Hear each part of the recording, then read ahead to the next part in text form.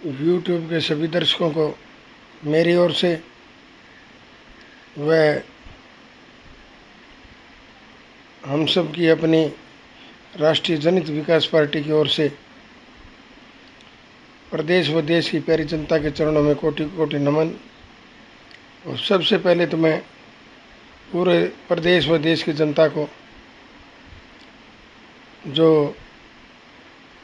आज़ादी का महापर्व 15 अगस्त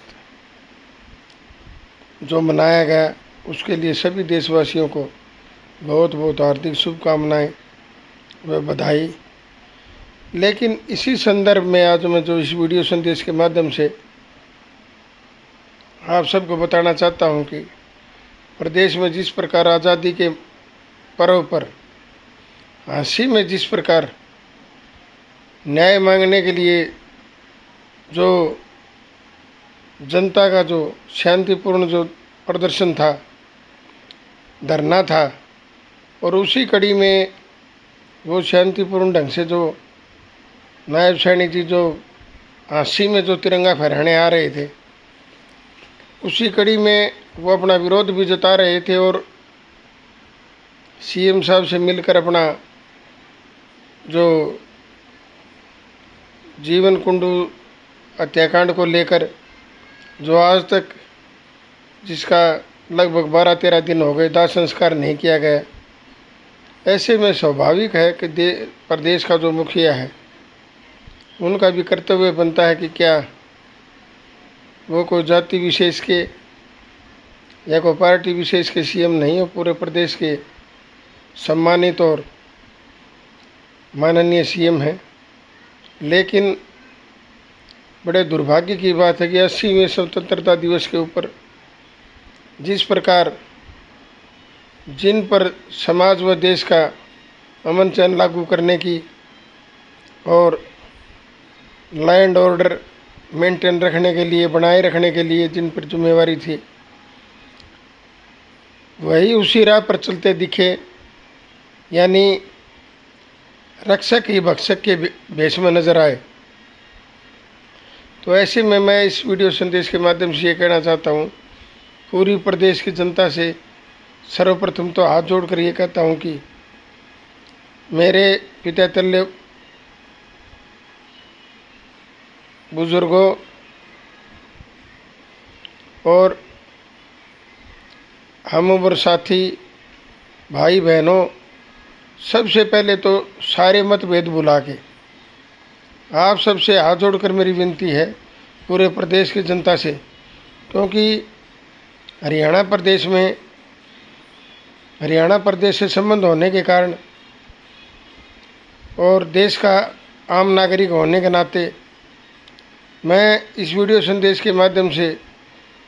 जो आज पूरा हमारा समाज सत्ता में बैठे इन लोगों ने जाति, धर्म, मज़हब, वर्ण इसमें जो बांट दिया है, केवल और केवल ये इनके सत्ता में बैठे रहें और ये आपस में इनको इस प्रकार लड़ा दो कि जहाँ गांव के स्तर पर ये एक दूसरे को केवल और केवल भाईचारा भूलकर दुश्मन की नज़र से देखें। तो इसी संदर्भ में मेरे को एक बहुत पुरानी हरियाणवी कहावत याद आ गई कि सत्ता में बैठे लोगों की और देश की जनता का शायद ये एक रिश्ता है कि भाई तेरी मेरी बना नहीं, तेरे बिना मैंने शरण नहीं। यानी देश के जो तानाशाह प्रवृत्ति के लोग जो आज सत्ता पर काबिज हैं, उनको केवल और केवल देश की जनता इसलिए अच्छी लगती है कि उनको वोट चाहिए, और जैसे ही वोट मिलते हैं फिर वो कहते हैं भाई आपको हक और न्याय की बात आप हमसे ना करो, वो हमारी मर्जी है, आपको हक दें, न्याय दें, आपके साथ अन्याय करें, वो हमारी मर्जी। यानी वोट तो आपके लेंगे ही लेंगे, लेकिन आपके काम करें ना करें इसके लिए आप चाहे शांतिपूर्ण करो, किसी प्रकार से करो, हम सत्ता में बैठे लोग आपको लठबल के प्रयोग से हर प्रकार से आपकी आवाज़ को दबाने का प्रयास करेंगे और शायद 80 साल के इतिहास में ये एक पूरे प्रदेश में चाहे आंदोलन किसी भी प्रकार का हो, आम जन का किसी भी रूप में हो, उसको सत्ता में बैठे लोगों ने ऐसे कुचला है जैसे शायद वो अगर कुचला ना गया और उनको दबाया ना गया तो पता नहीं कितना बड़ा अनर्थ हो जाएगा। लेकिन मैं ये कहना चाहता हूँ कि लोकतंत्र में जो पूरे दुनिया में जिस लोकतंत्र की एक मिसाल दी जाती थी, आज शायद भारत देश एक लोकतांत्रिक प्रणाली को भूल के लठतांत्रिक प्रणाली पर चल पड़ा है। यानी जो भी कोई न्याय की बात करेगा, अपने हक की आवाज़ को उठाएगा, उसकी आवाज़ को लठ के दम पर, यानी लाठीचार्ज, यानी पुलिस लाठीचार्ज के दम पर उसकी आवाज़ को हर हाल में 100% उसकी आवाज़ को दबाया जाएगा। और जो भी जिस प्रकार से कोई उनके समर्थन में आवाज़ उठेगी उसको भी वह दबाने का प्रयास करेंगे। लेकिन सत्ता में बैठे मैं जो जिन पर विश्वास करके पूरे देश की जनता ने उनको सत्ता पर बिठाकर और उनसे जो अपेक्षाएं और उम्मीद रखी थी, शायद आज वो उनकी उम्मीदें तार तार हो चुकी हैं। लेकिन मैं ये बताना चाहता हूँ, खासकर जो एक पुलिस विभाग है जिसकी नैतिक जिम्मेवारी है कि समाज में अमन चैन भाईचारा और उनकी समाज को सुरक्षा कैसे दी जाए, कैसे देश की जनता और समाज सुरक्षित रहे। लेकिन बड़े दुर्भाग्य की बात है कि वो हमारे अपने भाई होते हुए भी हंसी में जिस प्रकार 80-80 साल के बुज़ुर्गों के साथ, माताओं बहनों के साथ, छोटे बच्चों के साथ, भाइयों के साथ जिस प्रकार पुलिस का दमनकारी और निंदनीय जो व्यवहार रहा, वो बहुत ही शर्मनाक और कायराना हरकत में कह सकता हूँ। जब देश की जनता ने जिनको अपने हक अधिकारों के लिए चुना है, वो चाहे किसी प्रकार की उनकी डिमांड हो, कोई भी मांग हो जो उचित और न्याय संगत हो, तो उसका पूरा करने में उनको दिक्कत क्या है। चाहे वो किसानों पर हमले की बात हो या किसानों को जो उचित जो उनको फसल की जो कीमत है वो देने की बात हो, या कोई कर्मचारियों का कोई मामला हो, या युवाओं का भविष्य की बात हो, युवाओं के पेपर लीक से जुड़ा कोई मामला हो, या देश की जनता का किसी प्रकार से किसी वर्ग का कोई मामला हो,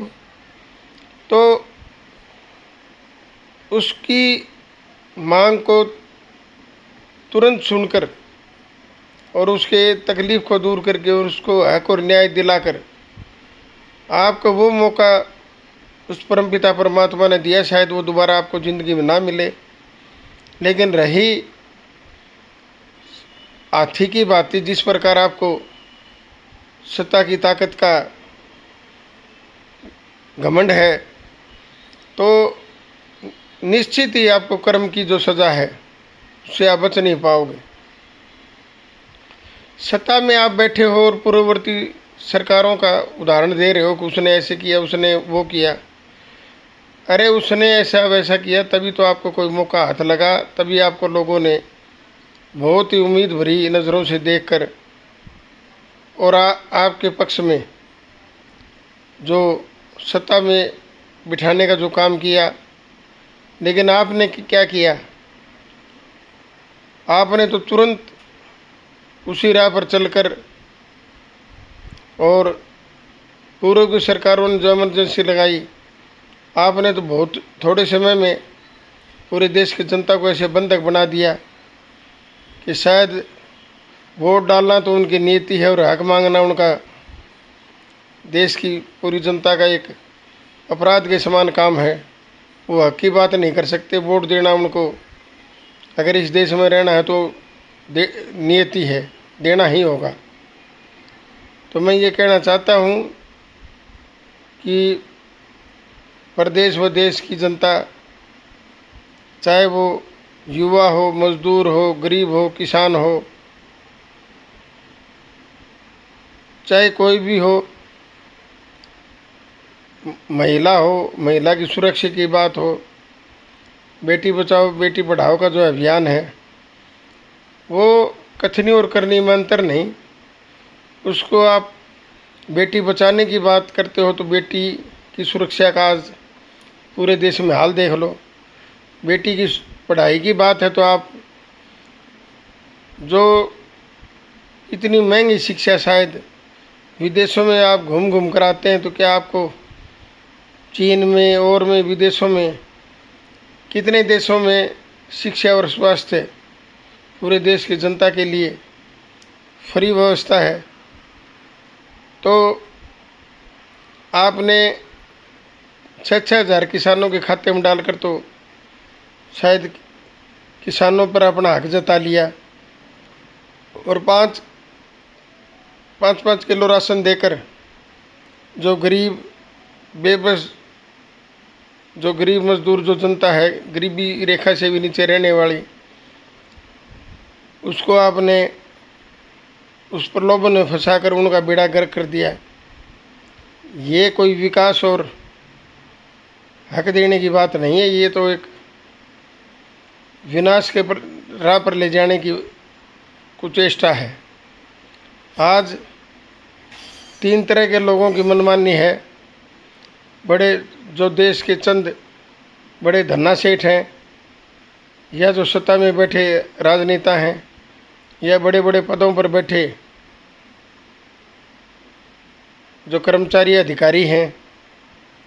और चौथा जो देश व आम जनता को बचाने का एक चौथा स्तंभ था जो मीडिया का, वो भी शायद इन तीनों व्यवस्थाओं के अधीन होकर किसी इक्का दुक्का में रह कर कोई 5-10% कोई अगर इस राह पर चलने की कोशिश करता हो तो भले नहीं, वो भी इन तीनों की राह पर उनके साथ कंधे से कंधा मिलाकर खड़ा दिखाई देता है। तो ऐसे में बढ़िया कानून बनाने की जिम्मेवारी तो जो विधायिका में और चुने हुए जो जनप्रतिनिधि थे सांसद के तौर पर, विधायक के तौर पर, उनकी जिम्मेवारी थी जो देश हित में और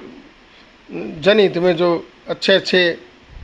फैसले लेकर बढ़िया बढ़िया कानून बनते जिससे समाज व देश में अमन चैन भाईचारा स्थापित होता, और उसी को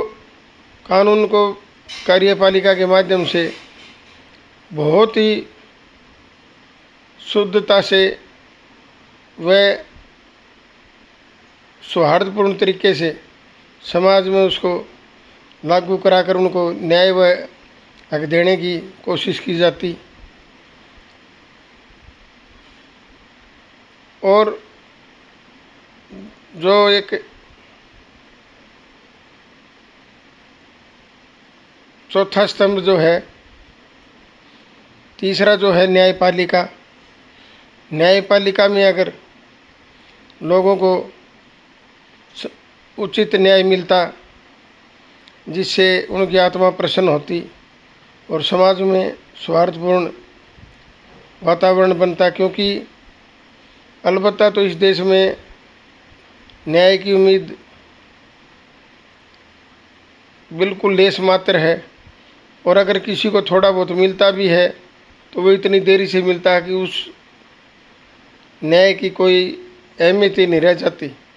क्योंकि यहाँ सालों साल जो केस चलते हैं वो किसी भी मामले के, इससे नहीं लगता कि न्यायपालिका की कोई जो गरिमा है वो ठोस व संगतपूर्ण है। चौथा जो मीडिया का जो स्तंभ है वो भी केवल और केवल इन तीनों के आसपास घूमकर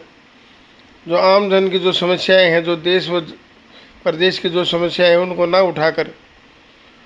और अपने निजी स्वार्थों के लिए इनका गुणगान करके इसी वो उधेड़बुन में रहते हैं। तो कहने का मतलब ये है कि जो लोकतांत्रिक, जो पूरी दुनिया में जो लोकतांत्रिक देश की जो दुहाई हमारे समाज व सत्ता में बैठे जो हमारे राजनेता हैं, जो हमारे ही समाज से हैं, जो चुन के गए हैं या किसी प्रकार का घालमेल करके जो सिस्टम को अपने फेवर में करके जो सत्ता पे काबिज हैं, उनका एकमात्र उद्देश्य है, कहने का तो लोकतांत्रिक प्रणाली है, लेकिन अगर देश की जनता के जो आप मन की बात करते हो, अगर मन से पूछो तो शायद इससे बड़ा तानाशाह जो आज का जो समय है सत्ता में बैठे जो राजनेताओं का, वो शायद देश की जनता कभी उसको भूलेगी नहीं। क्योंकि जिस भी वर्ग ने, जिस भी, चाहे किसान हो, मजदूर हो या युवा हो,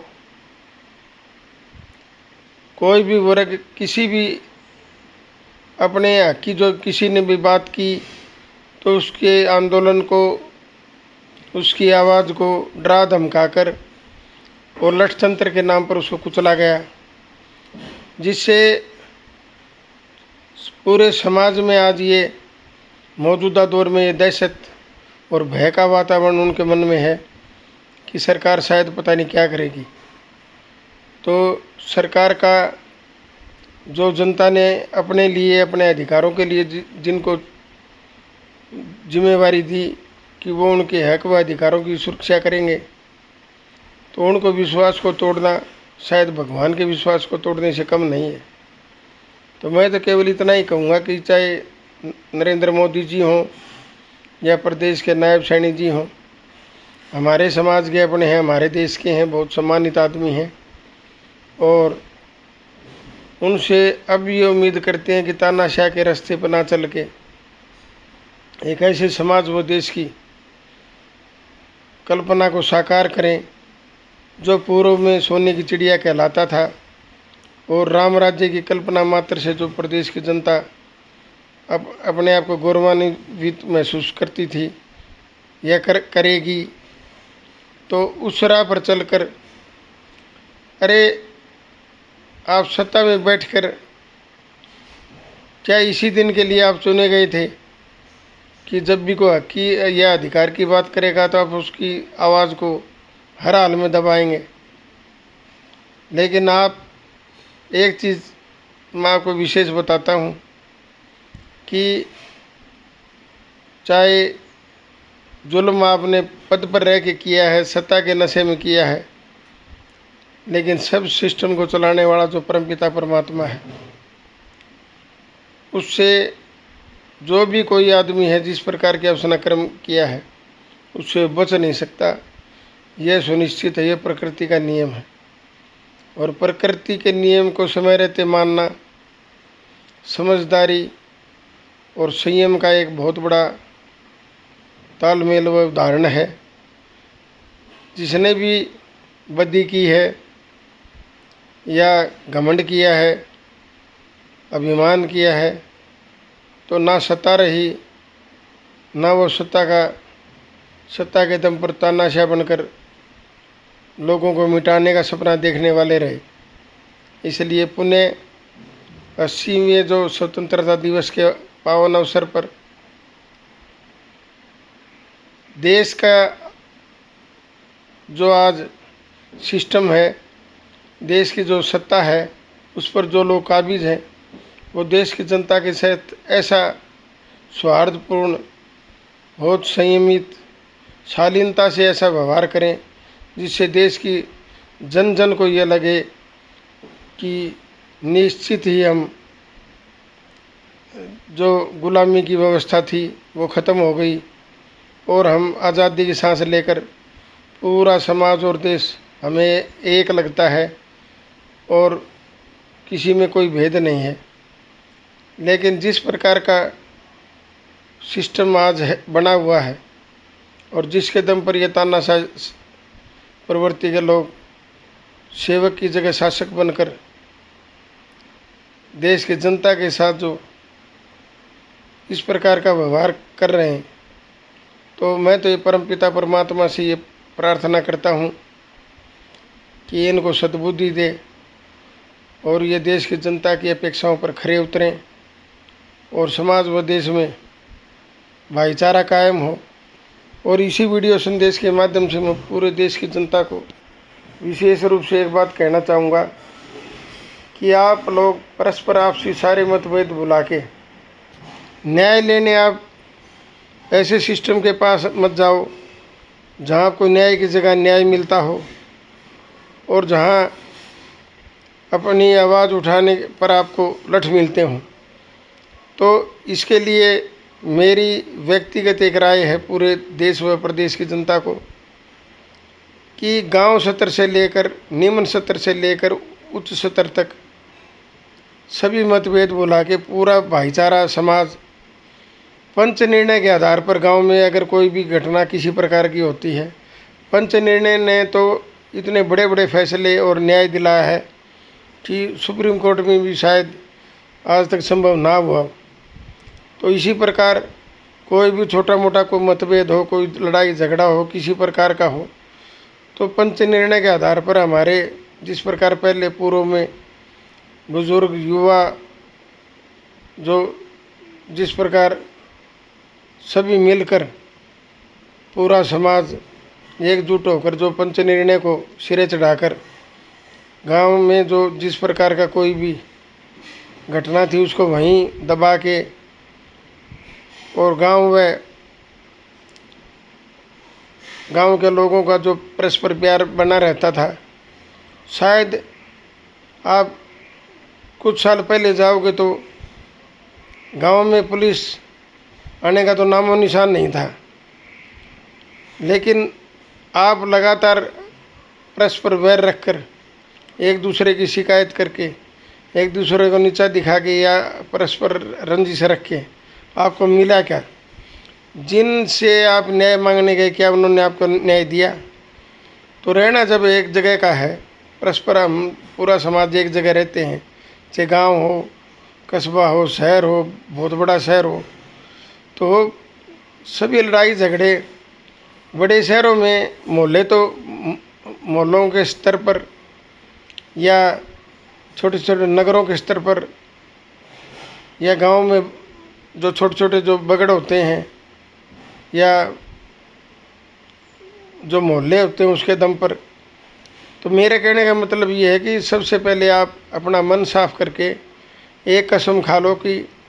न्याय मांगने हम परस्पर अगर हमारा कोई वाद विवाद है, कोई मनमुटाव है, तो उसको व्यक्तिगत आपस में परस्पर पर भाईचारे से उसको पंच निर्णय के आधार पर हर संभव कोशिश करके सुलझाने का प्रयास करेंगे। और ना तो हम इस प्रकार की कुछ चेष्टा करेंगे कि जो आज तक हमने सहा है, तो उसी पुरानी परंपरा को उसी परिपाटी पर चल के समाज भाईचारा भी कायम कर सकता है और समाज व देश हमारे आपसे लड़ाई झगड़ों के कारण समाज में जिनसे आप न्याय व हक या इंसाफ लेने जाते हो, आज आप ये देखो कि आपको न्याय व इंसाफ मिले ना मिले, लेकिन दो बिल्लियों के झगड़े में जैसे बंदर उनकी दोनों की रोटी खा गया, इसी प्रकार रिश्वतखोरी भ्रष्टाचार के माध्यम से किस प्रकार आपको लूटा जाता है और आखिर में आपको मिलता क्या है? दोनों को लड़ा भिड़ा के एक ऐसा माहौल तैयार कर देते हैं कि शायद आप तीसरे की चौखट पर रात दिन पड़े रहते हो या आपको जाने पर मजबूर होना पड़ता है। तो मैं तो पूर्व की भांति पंच निर्णय के आधार पर और कोई बड़ा नहीं, कोई छोटा नहीं। जैसे एक गाड़ी है जिसमें कोई छोटा पुर्जा है, कोई बड़ा पुर्जा है, लेकिन सभी पुर्जे दुरुस्त होंगे, सही होंगे, तो उसको गाड़ी का नाम दिया जाता है। इसी प्रकार किसी, चाहे कोई सामर्थ्य में कोई छोटा हो बड़ा हो, धन का किसी के पास कम ज़्यादा का, किसी के पास ज़्यादा हो या कम हो, लेकिन जिस प्रकार गाड़ी सभी पुर्जों से मिलकर और सुचारू रूप से तभी चलती जब सारे पुर्जे उसके सही हों, इसी प्रकार जो हमारा समाज रूपी जो गाड़ी है, इसमें वर्ण का, जाति का भेद भुलाकर और पंच निर्णय पर चल के अगर किसी से गलती होती भी है तो न्याय व इंसाफ मांगने आप किसी तीसरे के दरवाजे पर मत जाओ। आप गलती किसी से भी संभव है, लेकिन बार बार गलती ना करके आप अपराध करते हैं तो उस व्यवस्था को भी सुधारना होगा। और समाज में शांति तभी बनेगी जब, समाज खुशहाल तभी होगा जब परस्पर आपस में भाईचारा, प्रेम होगा, प्यार होगा। वरना जिस प्रकार आज छोटे से छोटे स्तर से लेकर बड़े से बड़े स्तर पर आप देखो, सत्ता में बैठे लोग और ये पूरा सिस्टम नहीं चाहते कि आप एकजुट होकर रहें। अगर आप बट कर रहेंगे, कट कर रहेंगे, तभी तो उनके काम आएंगे। वरना जिस दिन आप एक हो गए तो उनकी मनमर्जी कहाँ चलेगी। इसी वीडियो संदेश के माध्यम से आप सबको पुनः बहुत बहुत स्वतंत्रता दिवस की, जो 80वां स्वतंत्रता दिवस था, उस महान पर्व के उपलक्ष्य में बहुत बहुत आपको हार्दिक शुभकामनाएं, बधाई। और पूरे देश में मैं परमपिता परमात्मा से ये कामना करता हूं कि अमन चैन हो और देश प्रगति के मार्ग पर चलकर पूरी दुनिया का सिरमौर बने। और जो सत्ता में बैठे जो हमारे देश के जो सेवक के नाम पर जो शासक हैं, उनको परमात्मा सद्बुद्धि दे, वह देश व जनता के हितों के लिए और विकास के लिए वो उनमें सोच पैदा हो। जय हिंद, जय भारत।